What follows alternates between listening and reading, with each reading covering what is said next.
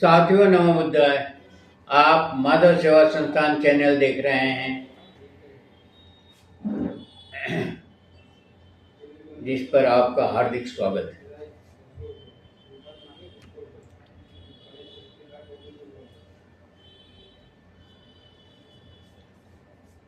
Cockroach जनता party के बारे में आप जानते हैं। कॉकरोच जनता पार्टी का आंदोलन महीनों से चल रहा है और कॉकरोच जनता पार्टी नीट का पेपर लीक होने के कारण 18 से 20 प्रत्याशियों के आत्महत्या किए जाने और उससे संबंधित उपजे विवाद के कारण देश के नौजवान कॉकरोच जनता पार्टी के बैनर तले इकट्ठे होकर के दिल्ली के जंतर मंतर पर काफी दिनों से प्रदर्शन कर रहे थे, आंदोलन कर रहे थे। सरकार के कान पर जूं नहीं रेंग रही थी। सरकार बिल्कुल मस्त थी। कोई विदेशों की सैर कर रहा है, कोई प्रदेशों की सैर कर रहा है, कोई अपने काम में मशगूल है।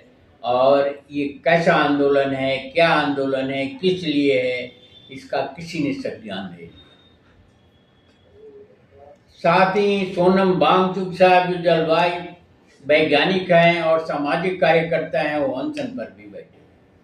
फिर भी सरकार का कोई नुमाइंदा, सरकार को होश ही नहीं है कि देश के नौजवान उद्वेलित हो रहे हैं या देश के नौजवान जो है उनके सामने कोई समस्या है।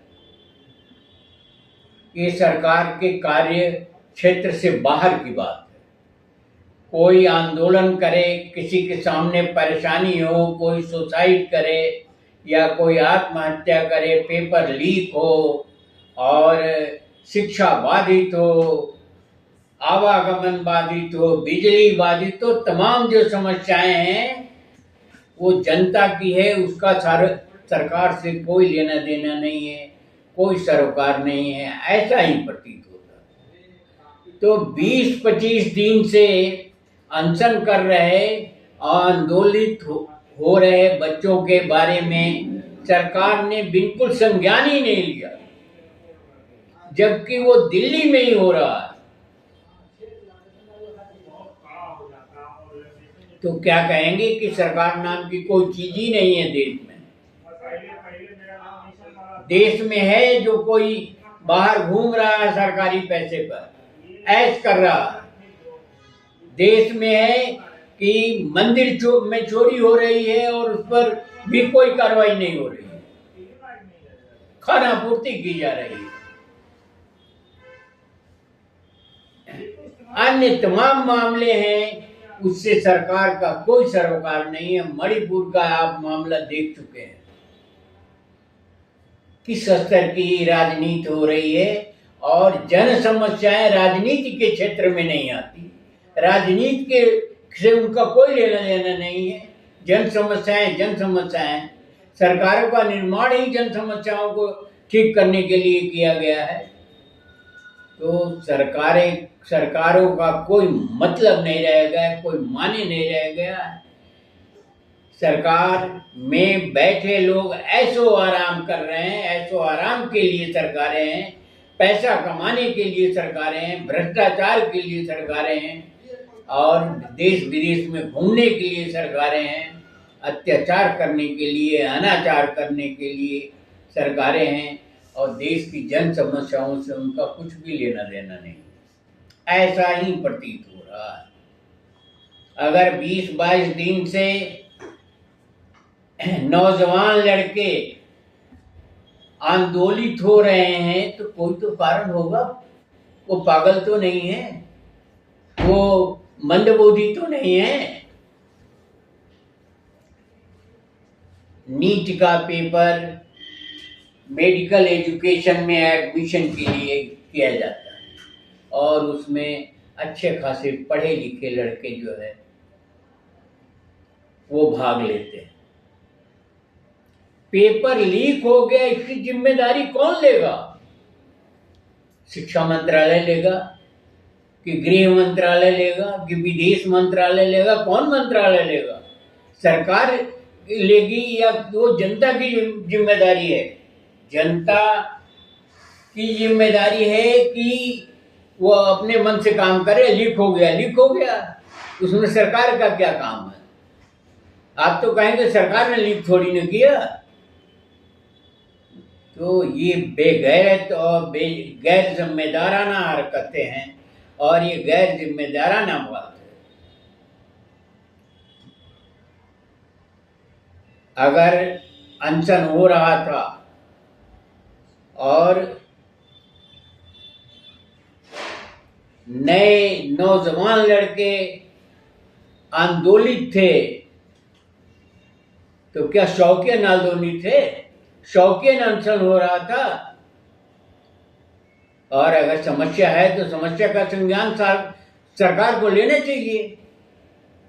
कौन लेगा?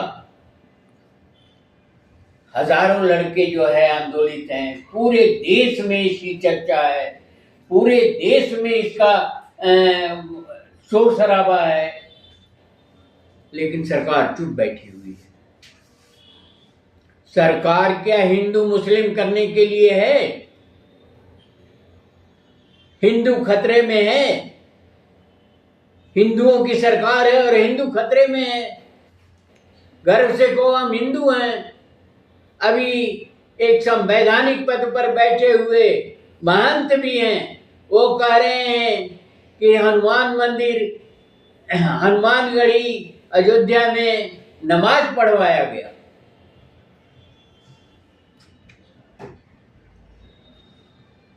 और एक दूसरे जो है, जो सांसद रह चुके हैं, जिनको पूरा देश जानता है, वो कह रहे हैं कभी नमाज नहीं पढ़ाया गया। ये दोनों एक ही पार्टी से संबंध रखते हैं। नाम आप जानते हैं। मैं तो जानता था ये बाहुबली है और एक निगेटिव इमेज थी, लेकिन हम तो कहते हैं वो सही आदमी हैं जिन्होंने कहा कि कभी नमाज नहीं पढ़वाया गया। इस तरह का वातावरण अगर तैयार राजनेताओं द्वारा किया जाएगा, उच्च संवैधानिक पद पर बैठे व्यक्तियों द्वारा किया जाएगा, तो देश की क्या स्थिति बनेगी? जनता कहां जाएगी? देश कहां जा रहा है? एक तो साधु सन्यासियों का शोर है, कुछ 8-10 सालों से साधु सन्यासियों का शोर बढ़ गया है।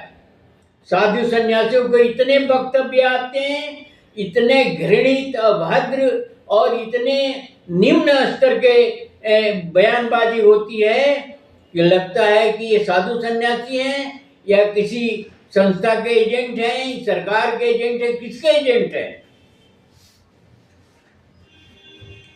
उनके ऊपर सरकार का ध्यान चला जाता है, उनकी समस्याओं का सरकार सपोर्ट करती है। उच्च संवैधानिक पदों पर बैठे हुए व्यक्ति एक अदना से सन्यासी को कहते हैं हमारे छोटे भाई हैं, और अदना सन्यासी जो हैं वो कहते हैं अपने सेवादारों के बारे में पूरी तरह से एक विभाग की तरह से ये साधु सन्यासी अपने आश्रमों का संचालन करते हैं और बहुत ठाट बाट से करते हैं। बड़ी बड़ी गाड़ियों में घूमते हैं, विदेशों में सैर करते हैं और तमाम चीजें करते हैं, और उनको सरकार का पूरी तरह से समर्थन है। इन बच्चों का जो देश के भविष्य हैं, ये साधु सन्यासियों का क्या भविष्य है? ये इनका देश से क्या ताल्लुक है? इनकी देश के समस्याओं से क्या लेना देना है? ये तो निठल्ले हैं और इनसे राजनीति करवाई जाती है और सरकार करवाती है।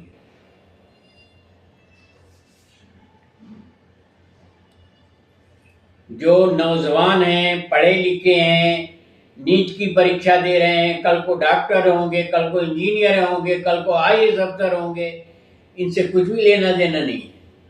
हालांकि आईएएस अफसरों से तो मैं कोई इत्तेफाक नहीं रखता, क्योंकि आईएएस अफसर जो है वो तो डमी हो चुके हैं, वो तो चापलूस बन चुके हैं, उनके अंदर कोई प्रशासकीय क्षमता नहीं है। वो एक नौकरी कर रहे हैं और गलत राजनेताओं के पिट्ठू हैं।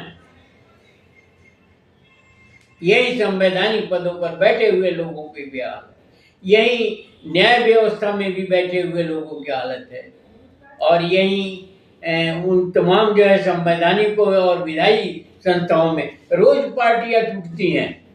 एमएलए और एमपी इधर से उधर जाते आते, उन्हें शर्म आनी चाहिए। ये कौन सी राजनीति है? इसलिए मैं जनता से कहता हूं, ये सरकारें बदलते रहिए। ये एमएलए एमपी एक बार से दोबारा किसी को मत होने दीजिए, और नहीं तो इसका भुगतान आप ही का होगा। जो कुछ भी जंतर मंतर पर हुआ, जो कुछ भी वहां का दृश्य था, नौजवानों को इतना पीटा गया है, इतना मारा गया है, उस अफरा तफरी में कौन देखता है किसको कितनी चोट लगी है, किसको कितना क्या हुआ है। आप मनमानी करते रहें। अगर नीट की परीक्षा शिक्षा मंत्रालय संचालित कर रहा है, तो शिक्षा मंत्रालय क्यों नहीं इसकी जिम्मेदारी ले रहा है? और जिम्मेदारी ले रहा है तो इस्तीफा देना जो शिक्षा मंत्री का लाजिम है, बनता है। लेकिन यहां तो मनमाना है, निरंकुशता है, अहंकार है। हम तो भगवान हैं, हम तो कुदरत बन गए हैं, हम तो नॉन बायोलॉजिकल हैं। तो इस तरह से देश कैसे चलेगा? देश ये हजारों साल गुलाम रह चुका है इन्हीं कारणों से।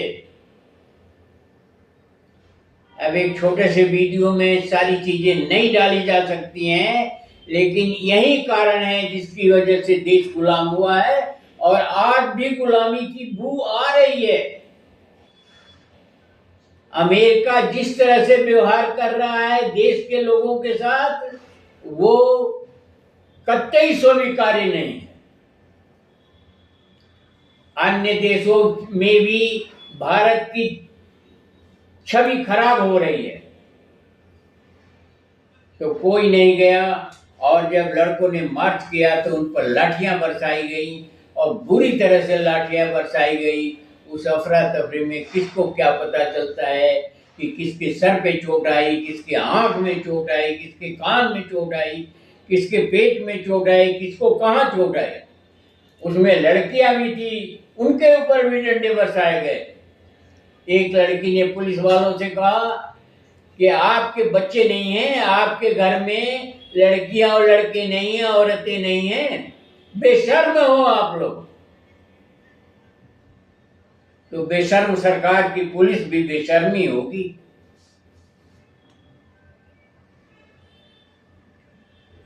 सरकार को तो पहले दिन से ही सजग हो जाना चाहिए, और सरकार को इनकी समस्याओं को सुनना चाहिए, समझना चाहिए।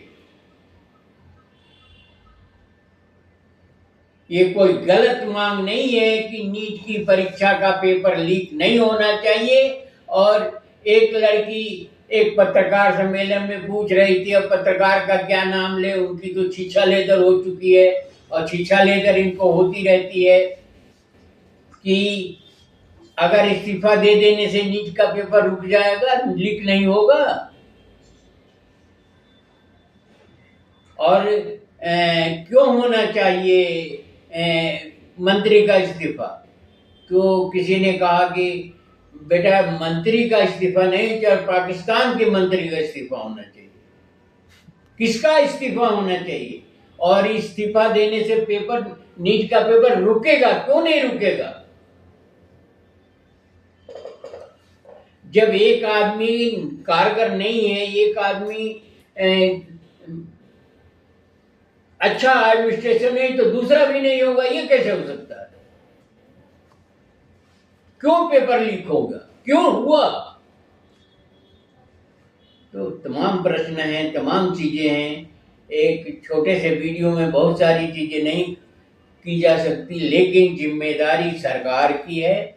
जो कुछ भी जंतर मंतर पर हुआ, जिनको चोटें आई, जिनके साथ अन्याय हुआ, अत्याचार हुआ, उसकी सारी की जिम्मेदारी सरकार की है। और हम तो कह रहे हैं कि पूरे सरकार को इस्तीफा देना चाहिए। अगर नैतिकता हो तो, और अगर नैतिकता नहीं है तो कोई बात नहीं, चलेगा, चल रहा है और चलता रहेगा। वीडियो को ध्यान से पढ़िए, समझिए और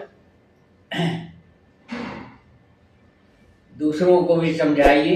अगर चैनल को सब्सक्राइब न किया हो तो सब्सक्राइब कर लीजिए। वीडियो को शेयर और लाइक करना ना भूलें। धन्यवाद। जय भारत, जय संविधान।